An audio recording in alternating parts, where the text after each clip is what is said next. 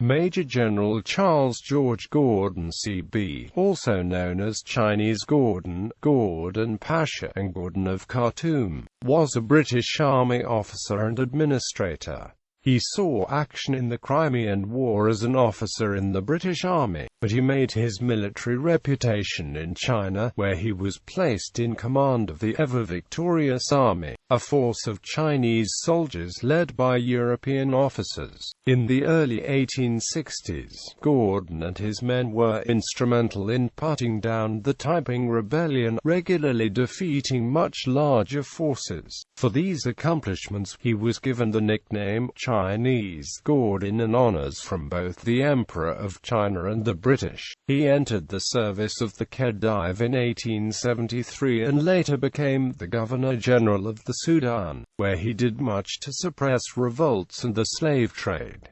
Exhausted, he resigned and returned to Europe in 1880. A serious revolt then broke out in the Sudan, led by a Muslim religious leader and self-proclaimed Mahdi, Muhammad Ahmed. Gordon had been sent to Khartoum with instructions to secure the evacuation of loyal soldiers and civilians and to depart with them. However, after evacuating about 2,500 British civilians, in defiance of those instructions, he retained a smaller group of soldiers and non-military men. In the build-up to battle, the two leaders corresponded, each attempting to convert the other to his faith, but neither would accede. Besieged by the Mahdi's forces, Gordon organized a city-wide defense lasting almost a year that gained him the admiration of the British public, but not of the government, which had wished him not to become entrenched. Only when public pressure to act had become irresistible did the government, with reluctance, send a relief force. It arrived 2 days after the city had fallen and Gordon had been killed.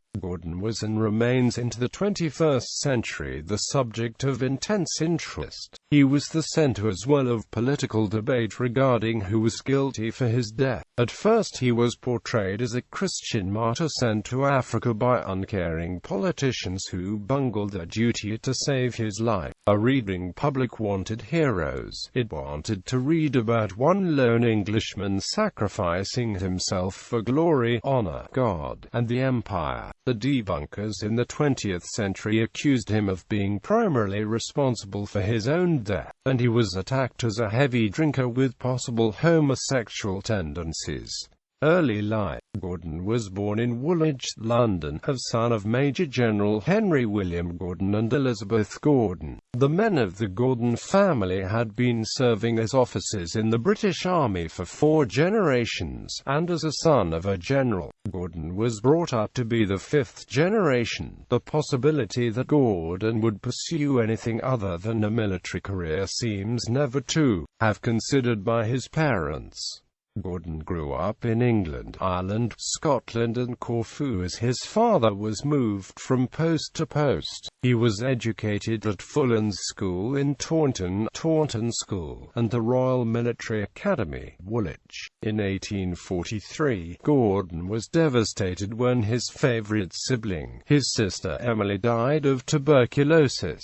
Writing years later, "Humanly speaking, it changed my life. It was never the same since." Quote, "After the death of Emily, her place as Gordon's favorite sibling was taken by his very religious older sister Augusta, whom nudged her brother towards religion. As a teenager and an army cadet, Gordon was known for his high spirits, a combative streak and tendency to disregard authority and the rules if he felt them to be either stupid or unjust, a personality trait that held back his graduation by 2 years when teachers decided to punish him for flouting the rules. As a cadet, Gordon showed exceptional talents at map-making and in designing fortifications, which led to become a Royal Engineer or a sapper. He was commissioned a second lieutenant in the Royal Engineers on the 23rd of June 1852, completing his training at Chatham, and he was promoted to full lieutenant on the 17th of February 1854.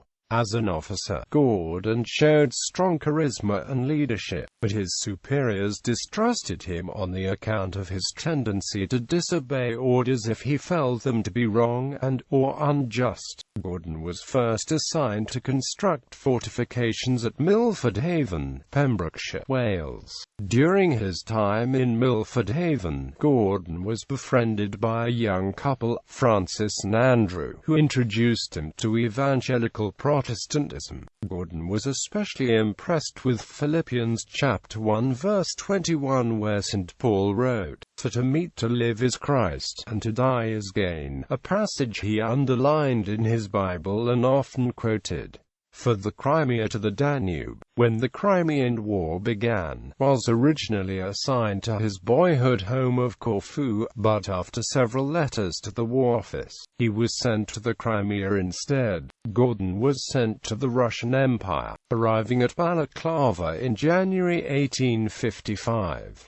Gordon first displayed his death wishes. He wrote at the time that he'd gone to the Crimea, hoping, without having a hand in it, to be killed. He was put to work in the siege of Sevastopol and took part in the assault of the Redden from the 18th of June to the 8th of September. As a sapper, Gordon had to map out the Russian fortifications at the city fortress of Sevastopol, a highly dangerous job that frequently put him under enemy fire, and led him to being wounded for the first time when a Russian sniper put a bullet into him. During his time in the Crimea, Gordon made a number of friendships that will last for the rest of his life, most notably with Romolo Jesse, Garnet Wolseley and Gerald Graham, all of whom were destined to cross paths with Gordon several times in the future. On the 18th of June 1855, the besieging British and French armies began what was intended to be the final assault that would take Sevastopol, which began with a huge bombardment. As a sapper, Gordon was in a frontline trench where he was under intense fire. Men fell all around him and he was forced to take cover so often that he was literally covered from head to toe with mud, blood and gore. Despite the best efforts of the Allies, the French failed to take the Malakov fortress while the British failed to take the Redden fortress on the 18th of June. The casualties on the Allied side were quite high that day. Gordon spent 34 consecutive days in the trenches around Sevastopol and earned a reputation as an able and brave young officer. It was said at the British HQ that, if you want to know what the Russians are up to, send for Charlie Gordon. Gordon took part in the expedition to Kinburn, and returned to Sevastopol at the war's end. For his services in the Crimea, he received the Crimean War Medal and Clasp. For the same services he was appointed a Chevalier of the Legion of Honor by the government of France on the 16th of July 1856. Following the peace, he was attached to an international commission to mark the new border between the Russian Empire and the Ottoman Empire in Bessarabia. When Gordon first arrived at the city of Galatz in the Ottoman Protectorate of Moldova, he called the city very dusty and not desirable at all as a place of residence. As he traveled to Bessarabia, Gordon commented in his letters home about the richness and fertility of the Romanian countryside, which produced delicious fruits and vegetables in great abundance, and the poverty of the Romanian peasants. After a visit to Jassy, Gordon wrote, "The boys live most of their lives in Paris and society is quite French. The prince keeps a great state and I was introduced to him with much ceremony."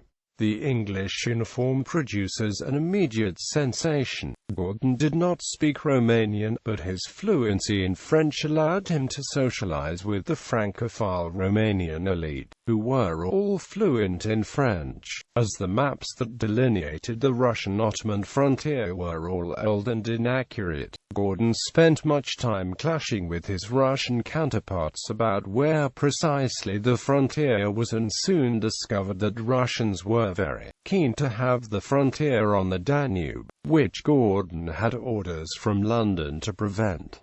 Gordon called the Romanians the most fickle and intriguing people on the earth. They apt the French in everything and are full of ceremony, dress, etc. The employees sent by the Moldovan government to take over the ceded territory have been receiving bribes and trafficking in the most disgraceful manner. Quote, afterwards, Gordon was sent to delineate the frontier between Ottoman Armenia and Russian Armenia, the highlight of which was tobogganing down Mount Ararat. Gordon continued surveying, marking off the boundary into Asia Minor. During his time in Armenia, Gordon embraced the new technology of the camera to take what the Canadian historian C. Bradford called a series of evocative photographs of the people and landscape of Armenia. Throughout his life, Gordon was always a keen amateur photographer and was elected a Fellow of the Royal Geographical Society to honor him for his Armenian photographs. Gordon returned to Britain in late 1858 and was appointed as an instructor at Chatham. He was promoted to captain on 1 April 1859.